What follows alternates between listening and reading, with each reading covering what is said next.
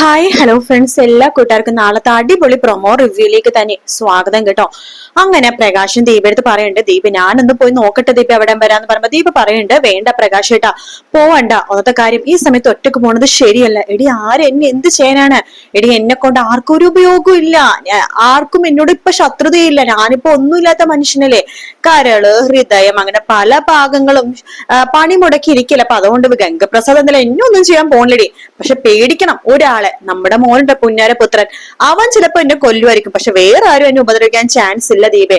എനിക്ക് എന്തായാലും പോയി നോക്കിയേ പറ്റൂ. കാരണം എന്റെ മോളുടെ വിവാഹ നിശ്ചയമാണ് മറ്റന്നാള്. അവൾക്ക് ഒന്നും വരുത്താതെ അവൾ സേഫ് ആണെന്ന് എനിക്ക് ഉറപ്പ് വരുത്തണം. അതിനവിടെ ബൈജു ഇല്ലേ പ്രകാശേട്ടാ എന്ന് ദീപ് ചോദിക്കുമ്പോ പക്ഷേ നമ്മുടെ കണ്ണെത്തിനടുത്ത് നമ്മുടെ കണ്ണെത്തണ്ട ദീപേ. നമ്മൾ നോക്കുന്ന പോലെ ആവും മറ്റാര് നോക്കിയാലും എന്ന് പറഞ്ഞിട്ട് പ്രകാശന് അവിടെ നിന്ന് അങ്ങനെ ഇറങ്ങാട്ടോ. ദീപക്കാണെങ്കിൽ ആകെ ടെൻഷൻ ആവാണ്. അങ്ങനെ പ്രകാശൻ പതുക്കെ നടന്ന് അവസാനം കാർത്തികയുടെ വീട്ടിലേക്ക് എത്തുന്നുണ്ട്. അവിടെ ബെല്ലടിക്കുമ്പോഴേക്കും നമ്മുടെ കാർത്തികയും ലക്ഷ്മിയും ആകെ ടെൻഷൻ ആവാട്ടോ. അപ്പൊ ബൈജു പറയുന്നുണ്ട്, നിങ്ങൾ വാതിൽ തുറക്കണ്ട, ഞാൻ ജനലിൽ കൂടി നോക്കിയിട്ട് ആരാ നോക്കിയിട്ട് വാതിൽ തുറക്കാൻ നമ്മുടെ ജനലരികെ കൂടി ഇങ്ങനെ ഒളിഞ്ഞു നോക്കുമ്പോഴേക്കും പ്രകാശൻ അല്ലെങ്കിൽ കിരൺ ആയിരിക്കും അത്. അങ്ങനെ അവർക്ക് ആ ഒരു ടെൻഷൻ മാറി കിട്ടാണ്. അതേസമയം നമ്മുടെ ഗംഗപ്രസാദും അതുപോലെ തന്നെ സ്റ്റെഫിയും കൂടി ആലോചിച്ചുകൊണ്ടിരിക്കുകയാണ്. മറ്റന്നാളാണ് വിവാഹ നിശ്ചയം. നാളെ അവരുടെ വീട്ടിൽ എല്ലാവരും ഉണ്ടാകും. നാളെ ഒന്നും ചെയ്യാൻ സാധിക്കില്ല. എന്തെങ്കിലും ചെയ്യുന്നുണ്ടെങ്കിൽ ഇന്ന് രാത്രി അല്ലെങ്കിൽ നാളെ അതിരാവിലെ തന്നെ ചെയ്തേ പറ്റൂ. നമ്മൾ ഇവിടെ നിന്നിട്ട് ഒരു കാര്യമില്ല സ്റ്റെഫി. നമ്മുടെ കൂടെയുള്ളവരൊക്കെ പല പല കാര്യങ്ങൾ നമ്മൾ ഏൽപ്പിച്ചിട്ടുണ്ടെങ്കിലും ഒന്നും ആയില്ലല്ലോ. നമ്മൾ തന്നെ മുന്നിട്ട് ഇറങ്ങുന്നതാണ് നല്ലത് എന്ന് ഗംഗപ്രസാദ് പറയുമ്പോൾ സ്റ്റെഫി പറയുന്നത്, നമ്മൾ എങ്ങനെ ഇറങ്ങുമെന്നാണ് നീ പറയണത്? ഞാൻ പറഞ്ഞ മുക്കിലും മൂലൊക്കെ പോലീസാണ്, പാതിരാത്രി ഒക്കെ പോലീസ് ഉണ്ട്. നമുക്ക് ഇവിടുന്ന് എവിടേക്ക് അനങ്ങാൻ പറ്റില്ല. വണ്ടി എടുത്ത് പുറത്തേക്ക് പോലും പോകാൻ പറ്റില്ല. പോലീസ് എല്ലാവരും ചെക്ക് ചെയ്ത് ഹെൽമെറ്റ് മാറ്റിയിട്ട് വരെ ചെക്ക് ചെയ്തിട്ടാണ് വിടുന്നത് എന്ന് പറയുമ്പോ ഗംഗപ്രസാദ് കുറെ നേരം ഇങ്ങനെ ആലോചിക്കാട്ടോ. ശേഷം സ്റ്റെഫി എടുത്ത് പറയുന്നുണ്ട്, നീ പറഞ്ഞ ശരിയാ, ഹെൽമെറ്റ് മാറ്റിയിട്ട് വരെ അവർ ചെക്ക് ചെയ്യുന്നുണ്ട്, മാസ്ക് വെച്ചാലും ചെക്ക് ചെയ്യുന്നുണ്ട് നീ പറഞ്ഞല്ലോ. പക്ഷെ ഇതൊന്നും ഇല്ലാതെ നമുക്ക് ഇവിടുന്ന് പോകാൻ സാധിക്കും. അതെങ്ങനെയാ? എയ്റോപ്ലെയിനിൽ പോകാൻ പറ്റുമോ? എടി പൊട്ടി, എയ്റോപ്ലെയിനിലൊന്നല്ല, പക്ഷെ എയ്റോപ്ലെയിൻ പോലും തോറ്റു പോകുന്ന ഒരു സംഭവം ഉണ്ട്. ആർക്ക് വേണമെങ്കിലും എവിടെ വേണമെങ്കിലും എത്ര സ്പീഡിൽ വേണമെങ്കിലും പോകാൻ പറ്റുന്ന ഒരു വാഹനം.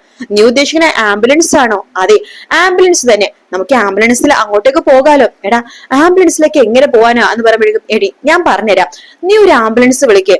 തൊട്ടടുത്തുള്ള ഏതെങ്കിലും ഹോസ്പിറ്റലിൽ വിളിച്ചാൽ മതി. എന്റെ കൂടെയുള്ള ആൾക്ക് തീരെ വയ്യ, ഹോസ്പിറ്റലിൽ കൊണ്ടുപോകണമെന്ന് പറഞ്ഞിട്ട് വിളിച്ചാൽ മതി. അർജന്റാന്ന് പറഞ്ഞ് വിളിച്ചാൽ ആംബുലൻസ് വരും. ആംബുലൻസ് വന്നു കഴിഞ്ഞാൽ തന്നെ നീ ആംബുലൻസ് ഡ്രൈവർ ഹെൽപ്പിന് വേണ്ടി വിളിക്കണം. അയാൾ അകത്തേക്ക് കയറുമ്പോ അയാൾ ഇടിച്ചിട്ട് നമുക്ക് രണ്ടുപേർക്കും കൂടി, അല്ലെങ്കിൽ ഞാൻ ഒറ്റക്ക് പോയിക്കോളാം. ഞാൻ പോയിട്ട് അവിടെ പോയിട്ട് ആംബുലൻസിൽ വേഗം നല്ല സ്പീഡിൽ സിറ്റിയിൽ കൂടി പോയിട്ട് കാർത്തികയുടെ വീട്ടിൽ പോയതിനു ശേഷം കാർത്തികേനെ ഇല്ലാതാക്കാം. അതിനുശേഷം ദിലീപ് എന്ന് പറഞ്ഞ ആ വൃത്തികെട്ടവൻ ഇല്ലാതാക്കാം. അഥവാ ദിലീപിന്റെ വീട്ടിലേക്കാണ് ആദ്യം പോണെന്നുണ്ടെങ്കിൽ പിന്നെ കാർത്തിക വിവാഹം ഒന്നും കഴിക്കാൻ നിൽക്കില്ല. പക്ഷെ കാർത്തികൻ ഇല്ലാതാക്കുകയാണെങ്കിൽ നമുക്ക് എത്രയും പെട്ടെന്ന് സ്വത്തുക്കൾ കിട്ടുകയും ചെയ്യും, നമുക്ക് ഇവിടുന്ന് പോകുകയും ചെയ്യാം എന്നൊക്കെ പറയാണ്. അതൊക്കെ നടക്കുമോ എന്ന് ചോദിക്കുമ്പോ തീർച്ചയായിട്ടും നടക്കും. കുറച്ച് റിസ്ക് ആണ്. എടി, റിസ്ക് എടുത്താൽ നമുക്ക് ഈ ഒരു നിമിഷം എവിടെയെങ്കിലും പറ്റുള്ളൂ. കാരണം വെച്ചാൽ ഇന്നത്തെ ദിവസം കഴിഞ്ഞ് നമ്മുടെ കയ്യിൽ വേറെ ദിവസവും ഇല്ല എന്ന് പറയാണ്. ശരി, എങ്കിൽ ഞാൻ ആംബുലൻസിനെ വിളിക്കാന്ന് പറഞ്ഞിട്ട് സ്റ്റെഫി ഒരു ആംബുലൻസ് വിളിക്കുകയാണ്. എത്രയും പെട്ടെന്ന് ഇന്ന ഭാഗത്തേക്ക് വേണം, ഇവിടെ ഒരു അർജന്റ് ആയിട്ട് ഒരു എമർജൻസി കേസ് ഉണ്ടെന്ന് പറഞ്ഞ് വിളിക്കുകയാണ്.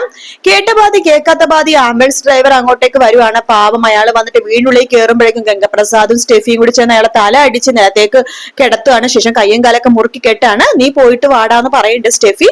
അതുവരെ ഞാൻ ഇവിടെ തിന്നോളാന്ന് പറയാണ്. അങ്ങനെ ഗംഗപ്രസാദ് ആംബുലൻസ് ഡ്രൈവറിന്റെ ആ ഒരു വേഷം ഇട്ട് അയാൾ ഇടാണ്. ശേഷം തലയിലൊക്കെ തൊപ്പി വെച്ചിട്ട് മാസ്ക് ഒക്കെ വെച്ച് മൂടിട്ട് വേഗ സ്പീഡിൽ അലാറൊക്കെ അടിച്ചിട്ട് വേഗ സ്പീഡിൽ അങ്ങോട്ട് സിറ്റിയിൽ നിന്ന് അങ്ങോട്ട് പോകുക കേട്ടോ. അപ്പൊ പോലീസുകാർക്ക് ശ്രദ്ധിക്കുന്നില്ല. അപ്പൊ ആംബുലൻസ് അല്ല, അതുകൊണ്ട് അവര് ഹോസ്പിറ്റൽ വണ്ടിയാണോണ്ട് അവര് ശ്രദ്ധിക്കുന്നില്ല.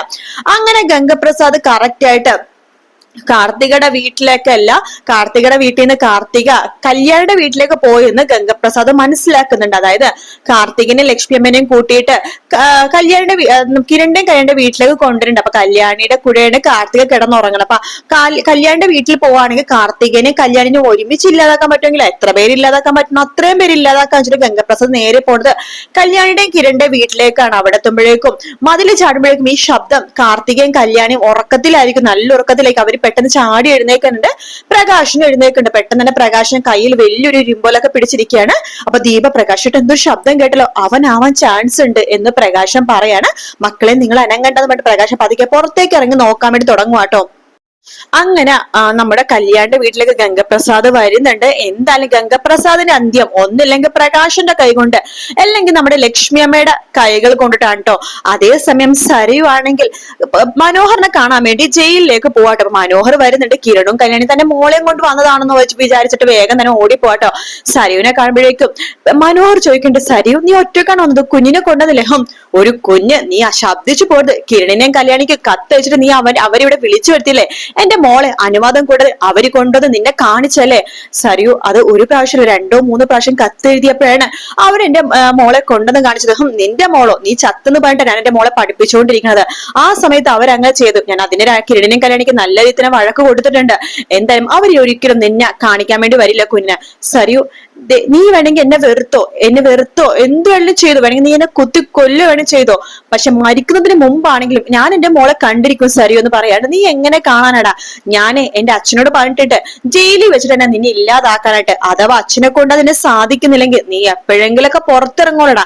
അത് എത്ര വർഷം കഴിഞ്ഞിട്ടാണെങ്കിലും കുഴപ്പമില്ല. നീ ഇത്രയും നാൾ ഒരുപാട് പെൺപിള്ളേരെ വേദനിപ്പിച്ചിട്ടുണ്ട്, കണ്ണീര് കുടിപ്പിച്ചിട്ടുണ്ട്. ആ പെണ്ണുങ്ങൾക്ക് എല്ലാവർക്കും വേണ്ടിയിട്ട് ഞാൻ നിന്റെ ജീവൻ എടുക്കുമെന്ന് പറയുമ്പോ മനോഹർ പറയുന്നുണ്ട്, സരയു എനിക്ക് മരിക്കാൻ ഒരു പേടിയില്ല, മരിക്കാൻ തയ്യാറായിട്ട് തന്നെയാണ് ഞാൻ ഇവിടെ കഴിയണത് ഓരോ ദിവസവും. പക്ഷെ കൺമണി മോളെ കാണണമെന്ന് ഒരു ആഗ്രഹം മാത്രമേ എനിക്കുള്ളൂ. അല്ലാതെ നിങ്ങളെ പറ്റിച്ചതിനൊക്കെ എനിക്ക് സത്യം പറഞ്ഞാൽ മരണശിക്ഷയാണെങ്കിലും എന്ത് ശിക്ഷയാണെങ്കിലും വധശിക്ഷയാണെങ്കിലും ഞാനത് ഏറ്റുവാങ്ങാൻ തയ്യാറാണ് എന്ന് പറയുമ്പോഴേക്കും നീ വേണ്ട, നിന്റെ അഭിനയൊന്നും എനിക്ക് വേണ്ട, നീ എങ്ങനത്തവനാണെന്നും എന്തവനാണെന്നും ഒക്കെ നന്നായിട്ട് എനിക്ക് മനസ്സിലായി. പക്ഷെ നിന്നെ ആദ്യം മനസ്സിലാക്കിയത് കിരണും കല്യാണിയാണ്. അവര് എന്റെ അഹങ്കാരത്തിന് ഒരു തിരിച്ചടി കിട്ടിട്ട് വെച്ച് അവരൊന്നും പറഞ്ഞില്ല. പക്ഷെ അവര് ചെയ്തത് ഏറ്റവും വലിയ തെറ്റ്. ഞാൻ അവരുടെ ഭാഗത്തുനിന്ന് തെറ്റുണ്ടാവില്ലെന്ന് ഞാൻ വിചാരിച്ചു, പ്രത്യേകിച്ച് കല്യാണിയുടെ ഭാഗത്തുനിന്ന്. അവളങ്ങനെ തെറ്റൊന്നും ചെയ്യാറില്ലല്ലോ. പക്ഷെ അവര് ചെയ്ത ഒരു തെറ്റാണ് നിന്നെ കൊണ്ടുവന്ന് മോളെ കാണിച്ചത്. നിനക്ക് എന്ത് അവകാശമാടാ മോളെ കാണുള്ളത്? അങ്ങനെയാണെങ്കിൽ നിനക്ക് കൺമണി മോളെ ഭയങ്കര സ്നേഹമാണെന്നൊക്കെ നീ പറയുന്നുണ്ടല്ലോ. എടാ നിനക്ക് എത്ര മക്കളുണ്ട്? കൺമണി മോളെ പോലെ തന്നെയല്ലേ എല്ലാ കുട്ടികളും എല്ലാ കുട്ടികളും അച്ഛൻ നീ തന്നെയല്ലേ? പിന്നെ ഈ കുഞ്ഞിനോട് മാത്രം ഇത്ര സ്നേഹം? നീ നല്ലൊരു അച്ഛനാണെങ്കിൽ എല്ലാ കുഞ്ഞുങ്ങൾക്കും ഒരുപോലെ സ്നേഹമല്ലടാ കാണിക്കേണ്ടത് എന്ന് ചോദിക്കുമ്പോ മനോഹർ പറഞ്ഞിട്ട്, നീ പറഞ്ഞ സത്യം തന്നെയാണ് സരയു, എനിക്ക് എല്ലാ കുഞ്ഞുങ്ങളുടെ ഒരുപോലെ തന്നെയാണ് സ്നേഹം കാണിക്കേണ്ടത്. ശരിക്കും നല്ലൊരു അച്ഛനും അമ്മയും അങ്ങനെ തന്നെയാണ്. പക്ഷെ മറ്റു പിള്ളേരുടെ മുഖം ഞാൻ ഇതുവരെ കണ്ടിട്ടില്ല. ഭാര്യമാര് ഗർഭിണിയാവുമ്പോ തന്നെ ഞാൻ മുങ്ങാണ് ചെയ്യുന്നത്. അവര് പ്രസവിച്ചോ കുഞ്ഞുണ്ടോ ഒന്നും ഞാൻ അന്വേഷിക്കാറില്ല. പക്ഷെ കൺമണിമോളുടെ കൂടെ ഞാൻ എത്ര നാൾ കഴിഞ്ഞു എന്ന് നിനക്കറിയാലോ. നീ പോലും, ഞാൻ കൺമണിമോളുടെ അടുത്ത് ഇതിന്റെ അത്രയോ സമയം പോലും നീ ഇരുന്നിട്ടില്ല. അതൊക്കെ നിനക്ക് അറിയാവുന്നതല്ലേ എന്ന് പറയുമ്പോ നീ ഒന്നും പറയണ്ട, എന്തൊക്കെ പറഞ്ഞാലും എന്റെ കൺമണി മോളെ ഞാൻ പറഞ്ഞു പഠിക്കുന്നത് അവളുടെ അച്ഛൻ മരിച്ചു തന്നെയാണ്. അവൾ അങ്ങനെ ജീവിച്ചാൽ മതി. അവൾക്ക് ഇപ്പൊ ഞാൻ മാത്രല്ല, കല്യാണി ഉണ്ട്, കിരണുണ്ട്, രൂപാന്റി ഉണ്ട്, ചന്ദ്രസേനൻ അങ്കിൾ ഉണ്ട്, പിന്നെ എന്റെ പെറ്റമ്മ താര ഉണ്ട്, അങ്ങനെ ഒരു ഷാരി ഉണ്ട്, വളർത്തമ്മ ഷാരി ഉണ്ട്, അങ്ങനെ ഒരുപാട് ബന്ധുക്കളുണ്ട്. എന്റെ മോളെ ഇപ്പൊ സ്നേഹം കൊണ്ട് വീർപ്പ് മുട്ടുവാണ്. അതുകൊണ്ട് എനിക്ക് ഇത് സന്തോഷമുള്ള ലൈഫ് തന്നെയാണ്. നീ പക്ഷെ നിനക്ക് ഇവിടുന്ന് പുറത്തിറങ്ങിയാൽ നിനക്ക് നല്ല ശിക്ഷ തരോടാ എന്നൊക്കെ പണ്ട് സാരി ഇങ്ങനെ പേടിപ്പിക്കണൊക്കെ ഉണ്ട് മനോഹർ. അപ്പൊ അങ്ങനത്തെ ഭാഗമായിട്ട് നമ്മൾ നാളെ കാണാൻ പോണത്. വീഡിയോ ഇഷ്ടപ്പെടുകയാണെങ്കിൽ ലൈക്ക് ചെയ്യാനും സബ്സ്ക്രൈബ് ചെയ്യാനും കമന്റ് ചെയ്യാനും മറക്കല്ലേട്ടോ. മറ്റൊരു വീഡിയോ വീണ്ടും കാണാം friends. Take care, bye bye.